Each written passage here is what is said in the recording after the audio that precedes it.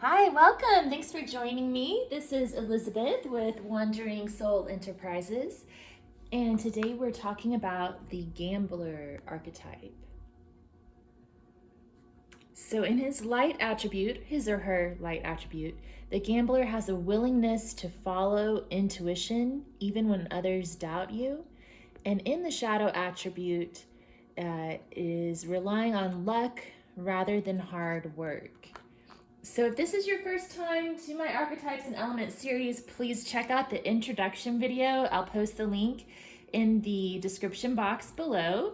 For those of you who are returning, welcome, thank you. And to my new subscribers, thank you so much for subscribing. I really appreciate you.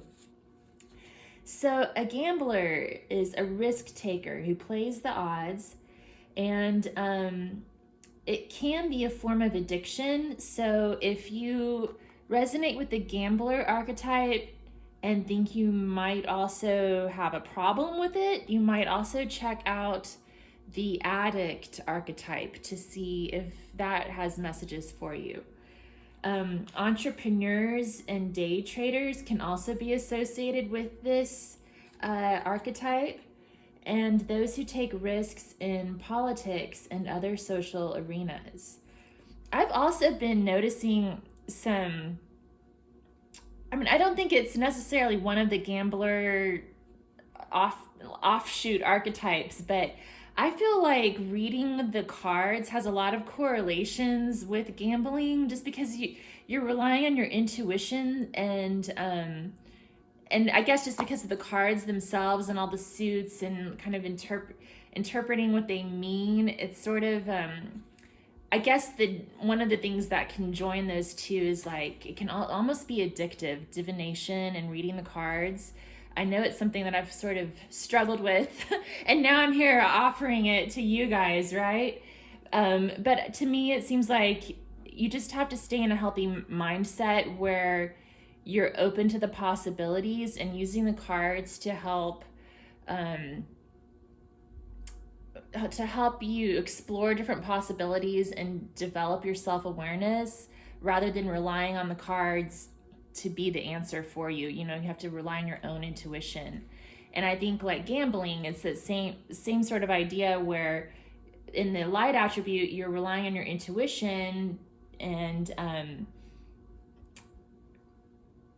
taking risks for possibly a big payout. But in the shadow attribute, you're just relying on gambling to bring you your fortune instead of putting effort into things that are more of a certain bet, right?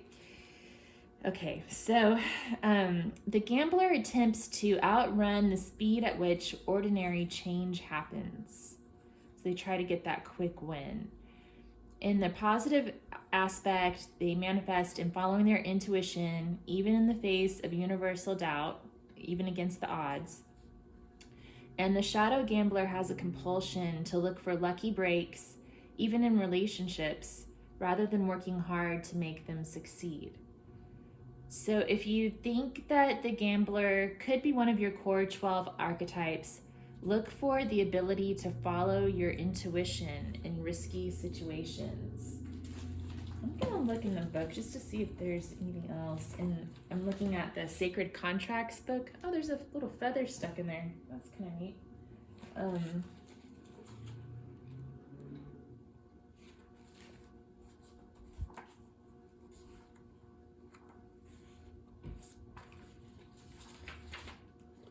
Let's see.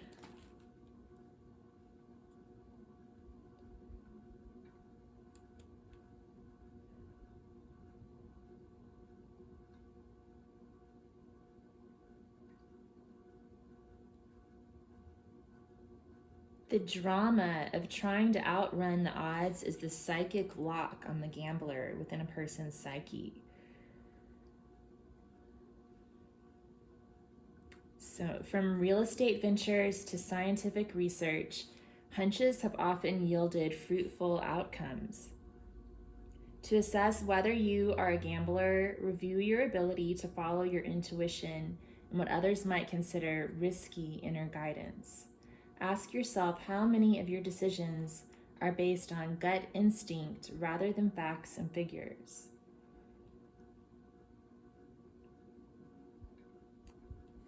You can evaluate your relationship to the shadow gambler according to whether you have a compulsion. Some people who are obsessed with winning lotteries and striking it rich at casino tables, or in get-rich-quick or pyramid schemes, may spend relatively little money compared to professional gamblers, but their focus on finding ways to beat the odds is a central part of their life. A related form of gambling may affect the way you are focused on looking for lucky breaks in your relationships rather than doing the hard psychic work needed to make them succeed. So one other thing that brings to mind when she mentioned the professional gambler versus people who are playing the lotto and just trying to beat the odds, I think that a good gambler, like a professional gambler, knows how to they know how to play the odds. So that's something else that isn't really mentioned on the card, but it was in the back of my mind when I was preparing for this reading, is that a gambler also, if you're going to really capitalize on this archetype, you need to understand the odds and be able to play them the right way. So the facts and figures enter into it, right? It's not just the intuition, but the intuition's an important part of it. So it's a combination of going with your gut and that intuition, that hunch, but also strategizing and taking the facts into account. And there's a lot of math involved. And then another thing that comes into play, and it ties in with the intuition, but a good poker player knows how to read people. They know how to read people's tells. So it's also about a good understanding of body language and having empathy, because if you understand other people's emotional decisions, that can help you win the game too.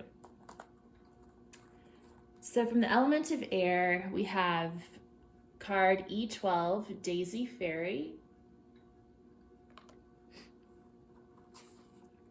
And this is the Working with the Four Elements deck.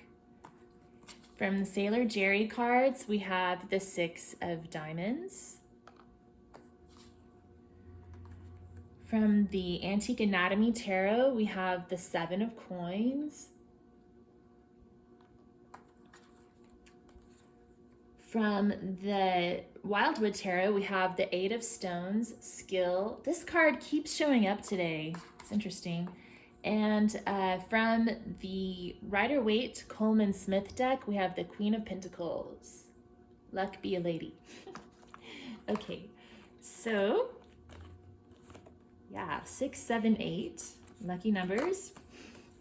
I'm just being silly. Okay, so anyway, this Six of Diamonds is about balance. So balancing that strategy with intuition, like I was talking about. And then the Seven of Coins is about evaluating the odds, considering the situation. And then the Eight of Stones is about honing a skill. So approaching gambling as a skill and not just a game, I guess. And then and also the Eight of Stones is about doing the work that it takes. So the shadow attribute says relying on luck rather than hard work.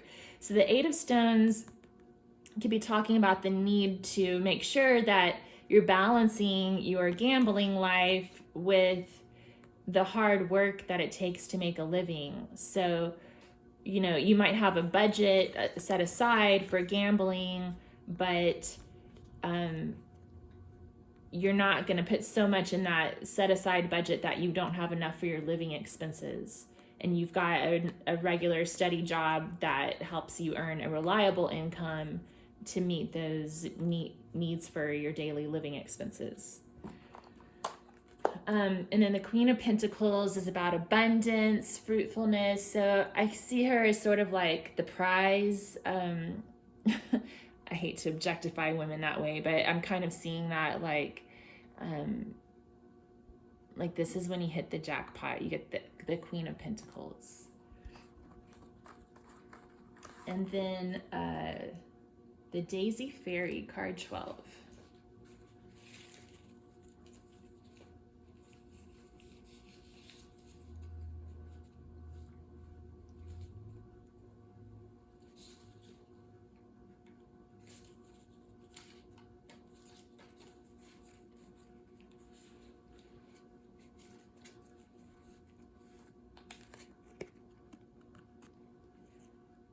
Flower fairies are very sensitive and feel our emotions as we approach them. We must be in harmony to work with them. Fairies are very loyal to flowers, helping them to grow and bloom. You can see and feel the life in every plant. The card portrays the Daisy Fairy Queen arriving to give support to the Daisy Fairies, who work only with daisies. Her workers, they in turn, embrace their queen in love. When you open the door to nature, the door to the fairy world will open also. I will become part of nature. So it's about being sensitive and in touch with your emotions. So I think that that's sort of one of the gifts of the gambler is that emotional intuitiveness.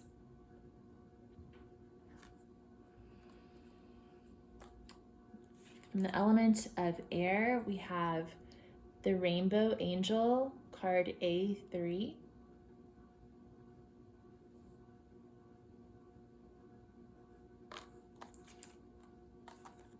Then we have the Four of Spades, the Three of Blades,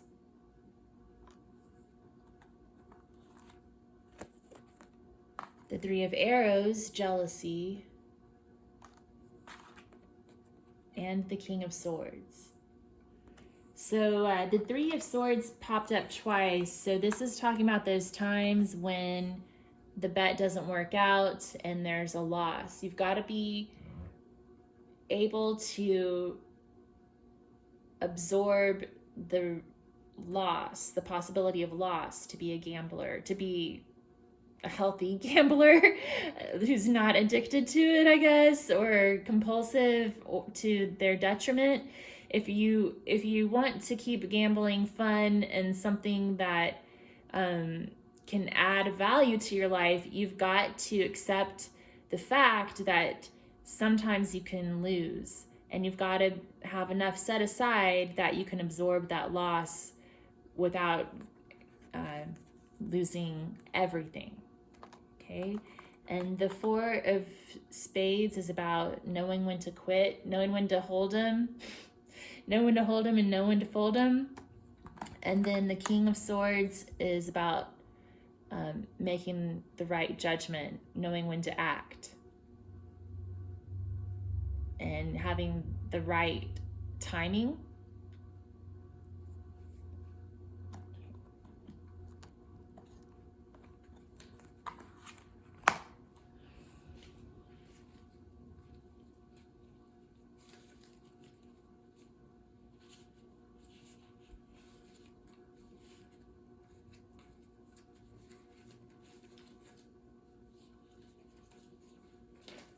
I also see that King of Swords is like calculating the odds. Like he would probably be like the mathematician out of the deck, out of the court cards.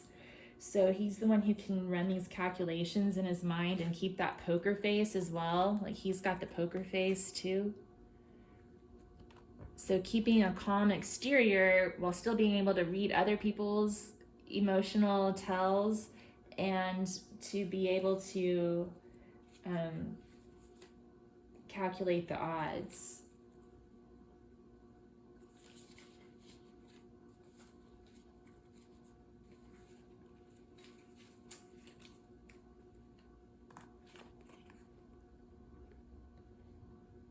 The rainbow angel is flowing in all her colors, connecting the great bridge from heaven to earth. The rainbow angel can help man in the healing arts, in directing streams of healing colors to the sick, also helping to bring light into our dark fears and brighten our pathways. Working with colors can help you understand the meaning and symbol of the colors, which is one way angels communicate with us. Like the angel, the colors will flow through me. So definitely an emphasis on colors here and connection with the angels and the divine. So for some folks, that could mean that different colors do communicate with you through the angels. So maybe for someone that is meaningful, I'm trying to think, there's like roulette where you can bet on red or black and that kind of thing. I'm trying to think of gambling games that involve colors. Well, also like at the horse races, the horses wear different livery with different colors. So choosing the colors that you feel most drawn to could have something to do with it. I also wonder if like that could be part of the calculations, like maybe using colors associated with other types of memories to help you keep track of the odds, I guess. So in the element of fire, we have the power of prayer. God, please help me win. We have the Two of Clubs, the Ace of Rods, the Four of Bows, celebration, and the Seven of Bows, or Seven of Wands. Okay. This is cool. So Ace of Rods is about that hunch, that intuition, deciding to take action, knowing, just that inner knowing that it's time to take action. And the Two of Clubs is about making that decision. Which way are you going to go? Red or black? In or out? Are you going to hold them or fold them? Or are you going to raise the bet or just stay, right? Making that quick decision based on your intuition and your hunch. The Four of Bows is celebration, when you win. And the Seven of Bows is about competition. So another important part of gambling is to never underestimate your opponent, and also never overestimate your opponent. Two important gambling rules. So that's what I'm getting here. Like, you know, you've got to keep in mind these people down on the ground trying to knock you down. Yeah, they've got a lot of power, a lot of stakes. You need to be respectful of that, but also don't underestimate your own power in relation to theirs.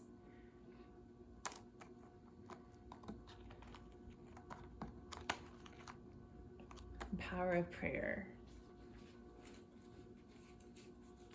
F3.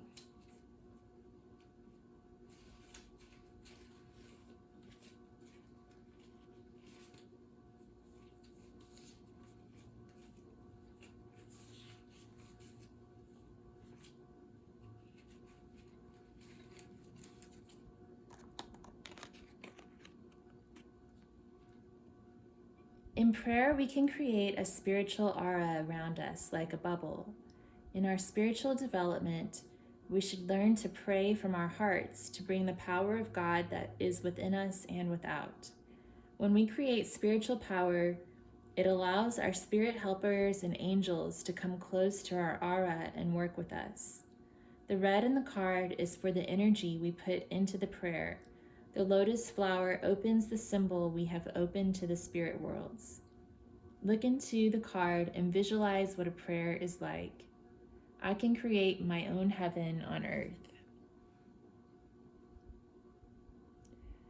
So take that as you will. I know I usually say a little prayer whenever I'm gambling.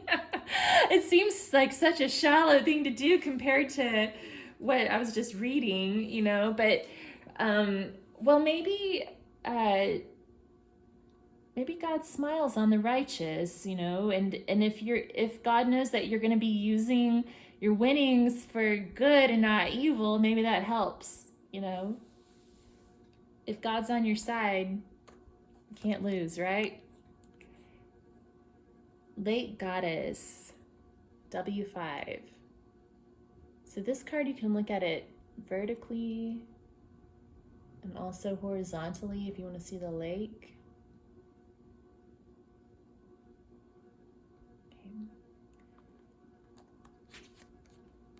Also from water, we have the Ace of Hearts, the Four of Elixirs, the Six of Vessels, Reunion, and the King of Cups.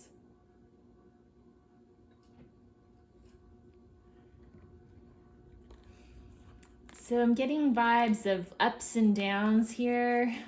Like the Four of Elixirs is when you're down, when you lose. When you're kind of just jaded and down on your luck.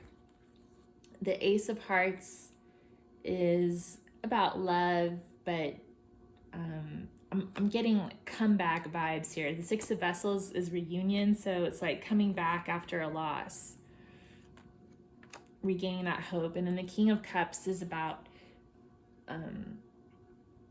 staying calm.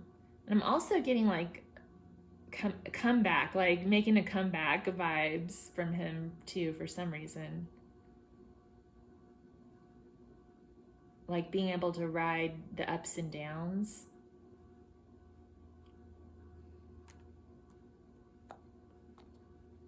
Being comfortable with volatility.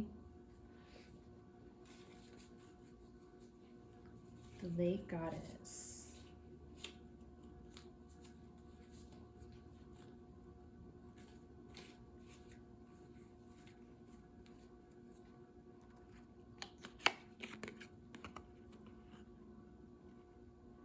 By contacting the Late Goddess and meditating or by water can help bring back clarity and understanding into our lives. She works deep under the water looking after the pearl beds, so she helps us go deep within ourselves to bring back the calm to the storms that come into our lives. She will help you find all the pearls that are closely guarded in the oyster. The pearls of wisdom are in us all. And the card can help you enter her world. Go into the stillness, and there you will find the pearls shining bright. Like the moon, my pearls will shine bright. Wow, so a lot of talk about pearls with this too. I mean, I would associate pearls with money and gambling as well. So, and also talk about staying calm after the storms, like we were talking about staying calm in times of volatility.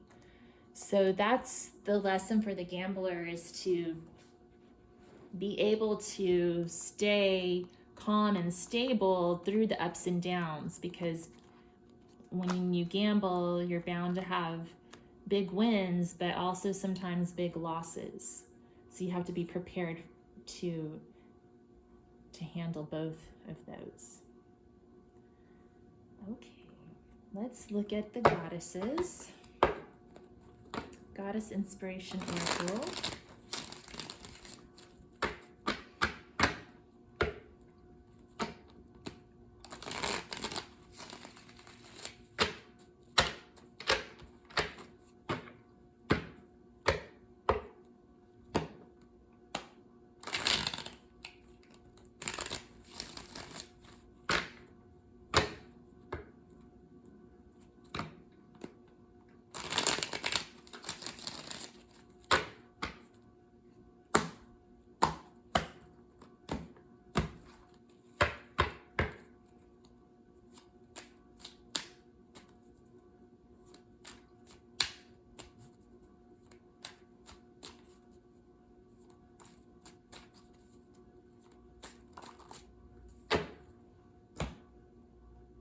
Oh, that's too many. Let's just get one. Like 5 different cards came out. Okay. We have Sybil, mistress of animals. Acknowledge your animal nature. So again, kind of referring to instincts and intuition.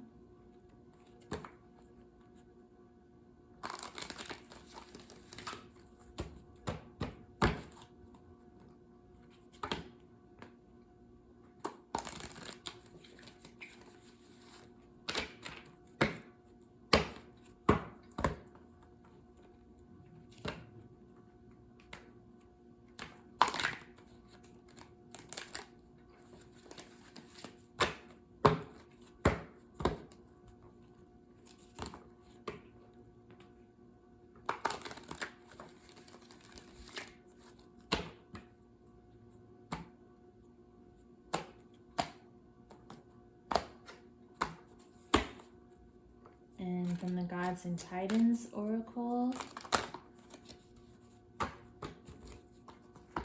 we have Lu, skill, and we have Eros, love. So mixing emotions and skill. Let's see, what does Lu say?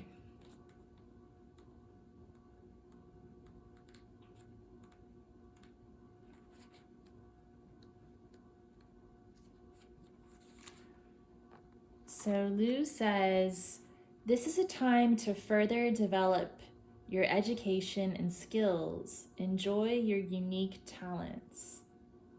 Yeah, and Lu is sort of like a, I don't know if I want to say jack of all trades, but he's a master of many trades, right? He's a poet, a magician, a historian, a harpist, and a swordsman. All in one. So he has multiple skills that he brings to the table.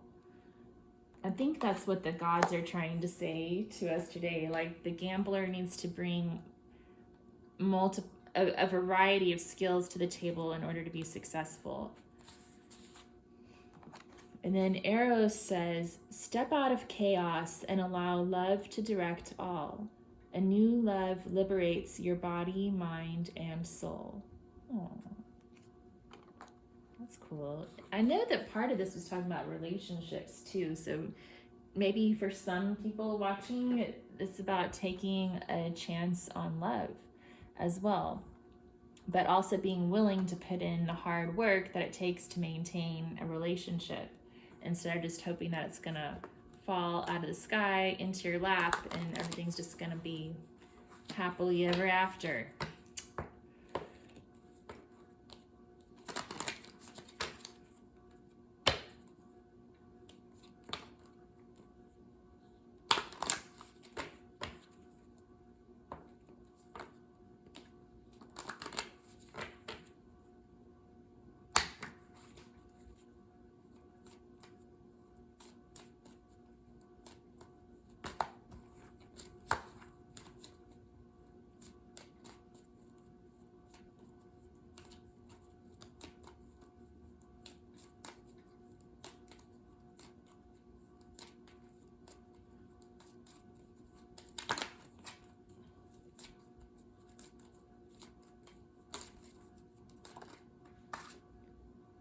Wheel of Fortune. That's a good one for the gambler.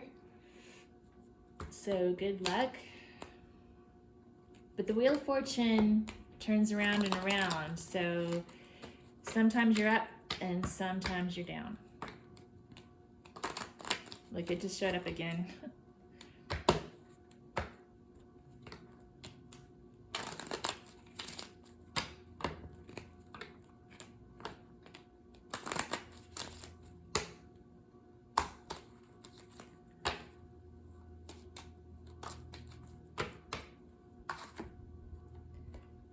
The Hanged Man.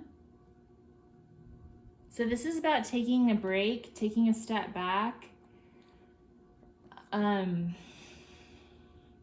It can be about meditation. It can also be about making sacrifices. It's about thinking before acting.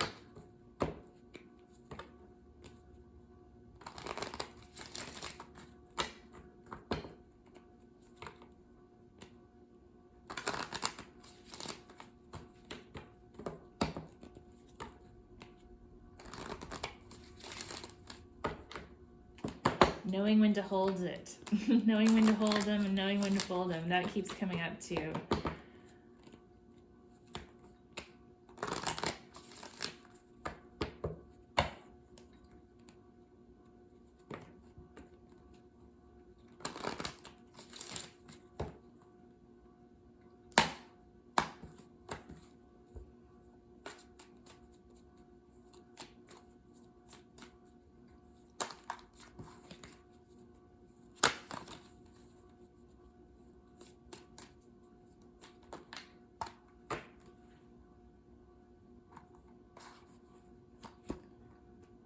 All right, I had two come up from Wildwood, but I'm going to take both of them. So we have the pole star, which is like the star card, wish fulfillment, following your path, following your intuition, keeping your eye on your intention. We also have the hooded man, which means going within and finding your inner wisdom. This can also be about intuition as well. And it's also a card of pulling back your energy and knowing when to walk away, right? So that's what gambling's about. It's knowing when to act and when to practice non-action, and knowing what's worth the risk and what's not. Okay, so that's what I have for you. I hope that this was helpful. If it was, please give me a thumbs up and subscribe to my channel for more videos. And